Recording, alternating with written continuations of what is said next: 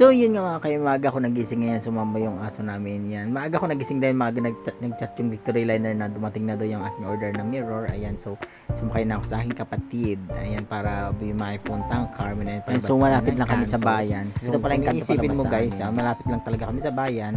Ayan, paglabas mo sa amin yan, yung Fuel, then yung munisipyo. Pero tamad lang talaga kung alam mo yung lumalabas sa gabi. Hindi man lumalabas naman ako sa gabi, pero hindi makikita mo pakalat-kalat dyan sa may bayan na yan. So ayan yung aming town hall, bagsakan, yung overpass na bago. Ayan, so punta ako ng Carmen dahil nga pipikapin ko na yung aking pinapangarap na gamit. Actually guys, September pa lang yun noon.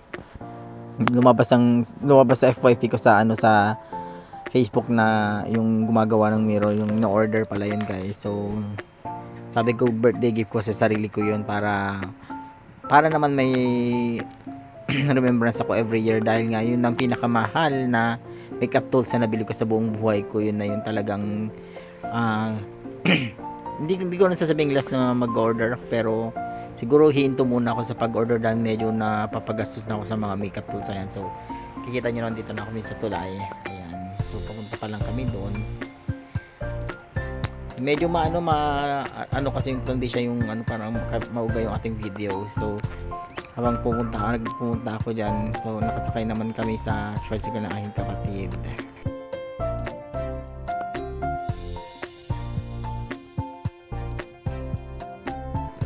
So dahil traffic, ayan, nagbabawal ng teknik na naman yung kapatid ko. Yan, ganito pag pinagbabawal ng teknik, kailangan umikot and din bumalik ka sa harapan. So ayan, malapit na kami sa May Carmen dahil nga sa panoon kami ng Victory Liner. Pipikapin dun ko kukunin yung aking in-order na mirror. Yan, so matagal ko na talaga gusto magka-mirror. Yan, salamat dahil maraming tao nagtitiwala sa akin.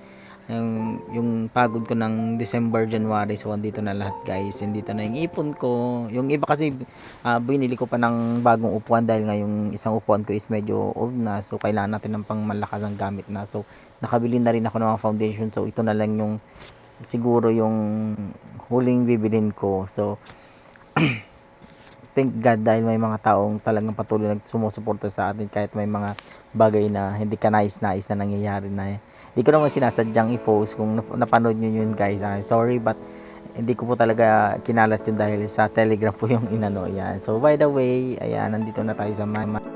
So yun na video ko. So masaya ako guys dahil nakuha ko na siya, Mirror Louis Farda. Yan po yung real name ko guys. That's my number. Ayan, so okay, nandito na ako sa Carmel. So as you can see guys, nandito na ako sa kwarto. Nakarating na ako galing Carmen. So tinetesting natin siya. Ayan, binuksan ko siya. Mahirap ko siya i-unbox dahil nga balot na balot. Ang ganda ng pagkaka-packaging niya. Kung makikita niyo, i-folding siya. Then okay lang din ang bigat niya. Then makapal talaga. Secured na secured talaga yung pagkakabalot niya guys. So yung kita niyo, maganda din. Diba? Ganyan siya kaganda at kalinaw. Pinapakita ko lang din kung gaano siya kaganda guys. Dahil kung gusto niyo yung product na to guys, ilalagay ko yung link niya dito.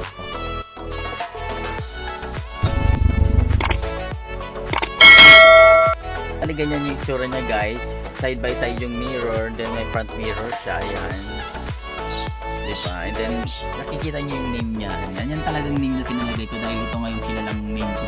Yan siya na ang ticket ng makeup artist. Ayan po siya. So alam mo yung natutuwa ako dahil sabi ko before birthday ko dapat mabili ko na to. Talagang pinush ko siya na bilhin talaga. Pinag-ipunan ko talagang pag mag-order ka nito guys, magda-down payment ka ng 2,000 dahil nga gagawin nila yung name ng mirror. Tapos bago nila gawin. So maganda naman yung pagkakagawa guys. As you can see, okay naman siya guys. Kung gusto niyo yung ganitong mirror din guys, ilalagay ko na lang dito sa vlog yung link nila. Yun lang dahil na-receive ko na yung aking birthday gift. So nakakatuwa. Pag magpapasettle pala kayo ng ganito, ano siya, 3 days lang siya. Pag nag-down payment na kayo, bilang na kayo ng 3 araw, and then sa pangalawang araw, i-PM na kayo na ship na siya, and then antayin nyo na lang yung